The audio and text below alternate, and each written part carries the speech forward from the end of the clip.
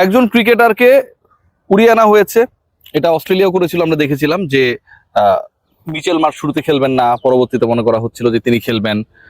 যে কোনো দল তার প্রয়োজনে যে কোনো ক্রিকেটারকে, যেহেতু ওই পার্টিকুলার ক্রিকেটার সেই দলেরই অংশ, নিয়ে আসতেই পারেন।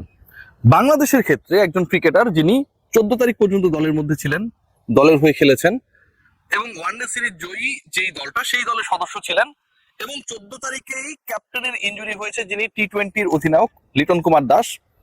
সেই লিটন কুমার দাস প্রথম ম্যাচে খেলতে পারবেন না টাইপের একটা ভাইবস আমরা 15 তারিখের মধ্যেই পেয়ে গিয়েছিলাম, বুঝেছিলাম। তারপরেও ব্যাকআপ ক্রিকেটার হিসেবে সৌম্য সরকারকে রাখা হয়নি, তাকে পাঠিয়ে দেওয়া হয়েছিল সাতক্ষীরা। সাতক্ষীরা থেকে শেষ পর্যন্ত সৌম্য সরকার ঢাকায় ব্যাক করেছেন, তার আগে যশোরে গেছেন, যশোর থেকে এয়ারপোর্টে নেমেছেন, তারপরে আবার মিরপুরে গেছেন, মিরপুর থেকে আবার এয়ারপোর্টে এসেছেন, এয়ারপোর্ট থেকে পরশুদিন অলমোস্ট সন্ধ্যাবেলা, যখন আসলে কোনো প্র্যাকটিস করার কোনো সুযোগ ছিল না, সূর্য ডুবে গেছিল, ঠিক সেই সময়টায় তিনি চট্টগ্রামে নামেন। পয়েন্ট নাম্বার 1, এই সৌম্য সরকারকে without any practice, preparation, mental একটা ব্যাপার স্যাপার থাকে না যে খেলার জন্য আমি আসলে প্রিপেয়ার হচ্ছি, মাঠে নামিয়ে দেওয়া হলো। সৌম্য যতটা খারাপ করেছে এটার আমি কোনো দোষ দেখি না, কোনো ধরনের ফলস আমি সৌম্য সরকারকে দিতে চাই না। তাকে বরং অস্থির করার ক্ষেত্রে টিম ম্যানেজমেন্টের যে অপেশাদারিত্ব, এটা আমার কাছে সবচেয়ে বড়, সবচেয়ে প্রকট হয়ে যায়। Point number 1। Point number 2, Bangladesh দল সবশেষ ম্যাচে যেভাবে হেরেছে, যেভাবে ব্যাটিং করেছে, যেই অ্যাপ্রোচে ব্যাটিং করেছে, সবগুলো বল অলমোস্ট 5 জন ক্রিকেটার তারা বিগ নিতে গিয়ে আউট হয়েছে। যেহেতু মিস হিট হচ্ছে, একজন দুজনের মিস হিট হওয়ার পরে বাকিদের কেয়ারফুল হওয়া দরকার ছিল, সবাই বাউন্ডারি লাইনে এসে ক্যাচ দিয়ে আউট হয়ে গেছেন। যদি সেটাই হয়, যদি সেরকম একটা সিচুয়েশন ক্রিয়েট হয়, মিস হিট হচ্ছে, প্রপার টাইমিং হচ্ছে না, ছক্কা হচ্ছে না, ক্যাচ হয়ে যাচ্ছে, সবাই কেন একই টাইপের খেলা খেলতে চাইবে? মানে অস্ট্রেলিয়া কি আপনার পাড়ার দল? আপনি চাইলেন আর হারিয়ে দিলেন। একই সাথে প্রথম ম্যাচ টি-20 সিরিজে যেই ম্যাচটা জিতলে বাংলাদেশ 1-0 এগিয়ে থাকতো, পরের 2 ম্যাচের মধ্যে একটা জিতলেই বাংলাদেশ অস্ট্রেলিয়ার অলমোস্ট মেইন টিমের বিরুদ্ধে টি-20 সিরিজে জেতার একটা গৌরব অর্জন করতো। সেই কাজটা, সেই লক্ষ্যটা থেকে বাংলাদেশ দল টোটালি অনেক দূরে ছিল, তারা পারে নাই, একদম পারে নাই। থার্ড যে পয়েন্ট, 11 সিলেকশনটা যেভাবে হয়েছে, যেই প্রক্রিয়ায় হয়েছে, শুরুতে সৌম্যের কথা বললাম, এবং এই সৌম্যের আলোচনাটাকে যদি একটু দূরে রেখে অন্য ক্রিকেটারদের সিলেকশনের জায়গাটা দেখি, সেটাও চরম চরম প্রশ্নবিদ্ধ। আপনি খেয়াল করে দেখবেন যে আব্দুল গফর সাকলাইন খেলেছেন, অবশ্যই তিনি আমাদের ফিউচার স্টার, বাংলাদেশকে হয়ে ফিউচারে অনেক ভালো সার্ভিস দেবেন। তিনি একজন পেস বোলিং অলরাউন্ডার হিসেবে টিম টাইগার্স স্কোয়াডে এখন থেকে 2-3 বছর পরে একজন ইনফ্লুয়েন্সিয়াল ক্রিকেটার হবেন, এই প্রত্যাশা আমাদের সবার রয়েছে, এই স্বপ্ন আমাদের সবার রয়েছে, সাকলাইনের রয়েছে, ন্যাশনাল টিমে তিনি খেলা ডিজার্ভ করেন। কিন্তু অস্ট্রেলিয়ার বিপক্ষে আপনি খেলতে নামছেন, সেই অস্ট্রেলিয়ার বিপক্ষে আপনি আব্দুল গাফফার সাকলাইনকে খেলালেন কার জায়গায়? নাহিদ রানার জায়গায়। কারণ নাহিদ রানা প্রথম টি-20-র একাদশে ছিল না। নাহিদ রানা কেন ছিল না? এখন যদি আপনি বলেন যে ভাই ওর ওয়ার্কলোড ম্যানেজমেন্টের জন্য নাহিদ রানাকে খেলানো হয়নি, এই ওয়ার্কলোড ম্যানেজমেন্টের পরিকল্পনা যেই বিজ্ঞ, যেই জ্ঞানী, যেই সায়েন্টিস্ট করছেন, আমার কাছে মনে হয় যে তার মেন্টাল ম্যানেজমেন্ট দরকার। কেন আমি এই কথা বলছি? এটা চরম বিরক্তিকর একটা কাজ হয়েছে। নাহিদ রানা তো সবশেষ ওয়ানডে খেলেছেন, মানে ওয়ার্কের লোড নিয়েছেন চলতি মাসের 11 তারিখে। 11 তারিখে দ্বিতীয় ওয়ানডেতে তিনি খেলেছিলেন, তারপর থেকে তিনি খেলার মধ্যেই নাই। অলমোস্ট 1 সপ্তাহ পরেও নাহিদ রানা টি-20 ক্রিকেটে মাত্র 4টা ওভার করার জন্য রেডি না, এবং ওই 4 ওভার করলে তার ওয়ার্কলোড ম্যানেজ হবে না, এই রকম গল্পগুজব যারা করেন, থিওরি যারা দেন, এই পরিকল্পনা যারা করেন, এদের মেন্টাল স্ট্যাটাস নিয়ে আমার কাছে মনে হয় আলোচনা করার, রিসার্চ করার যথেষ্ট কারণ রয়েছে।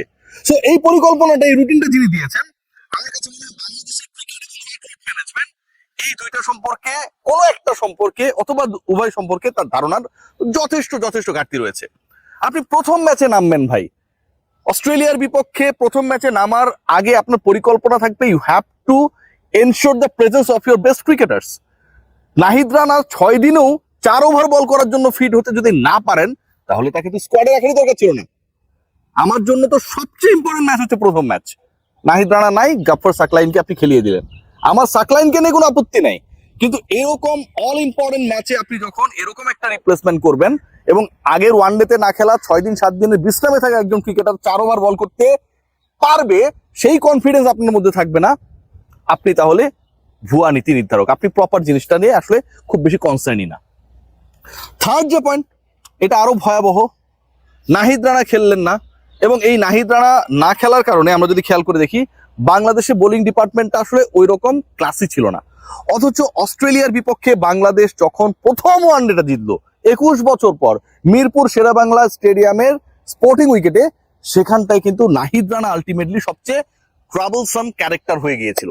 সেই ক্যারেক্টারকে আমরা অ্যাবসেন্ট রেখে প্রথম টি-20 খেলতে নামলাম। আরেকটা গুরুত্বপূর্ণ পয়েন্ট নাম্বার 4, খেয়াল করে দেখুন যে অস্ট্রেলিয়ার বিপক্ষে সবশেষ টি-20 ওয়ানডে সিরিজের সবচেয়ে সাকসেসফুল ব্যাটার কে ছিলেন, সবচেয়ে তাদের বোলিং অ্যাটাকার এগেনস্টে সবচেয়ে স্মুথ কে ছিলেন, strike rate according to the situation K better maintain করেছেন, একজন ক্রিকেটারের নাম আসবে ভাই, নট ইভেন তাওহিদ হৃদয়। তাওহিদ হৃদয় প্রথম ম্যাচে কিছুটা স্লো ছিলেন। সেই ক্রিকেটারটার নাম হচ্ছে মোসাদ্দেক হোসেন সৈকত। 70 বলে 86, 14 বলে সম্ভবত 19 করলেন পরেরটায়। তারপরের ম্যাচেও হচ্ছে 110 প্লাস স্ট্রাইক রেটে ব্যাট করলেন।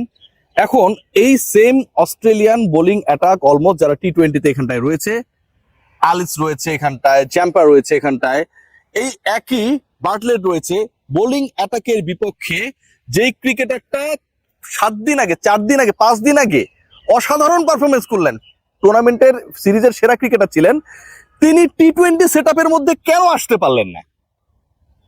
মোসাদ্দেক হোসেন সৈকতকে যদি টি-20 দলে রেখে দলটা ঘোষণা করা হতো, অথবা যেহেতু ক্যাপ্টেনের ইনজুরি সংক্রান্ত ইস্যু রয়েছে, সেই জায়গাটায় I am telling you again, Mosaddek সৈকতকে বরং দলভুক্ত করা হতো, তাহলে কি এমন সমস্যা ছিল?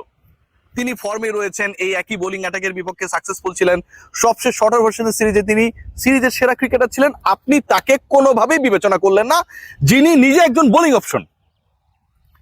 বাংলাদেশ দলের পরিকল্পনা যারা করে এবং এই পরিকল্পনা করার ক্ষেত্রে যাদেরকে এই মুহূর্তে প্রেসিডেন্ট তামিম ইকবাল পূর্ণ 100%, 200%, 1000% স্বাধীনতা দিয়ে রেখেছে, আমার কাছে মনে হয় দলটাকে ডুবানোর জন্য এই সকল বস্তা পচা পরিকল্পনা এন্ড এক্সিকিউশন যথেষ্ট।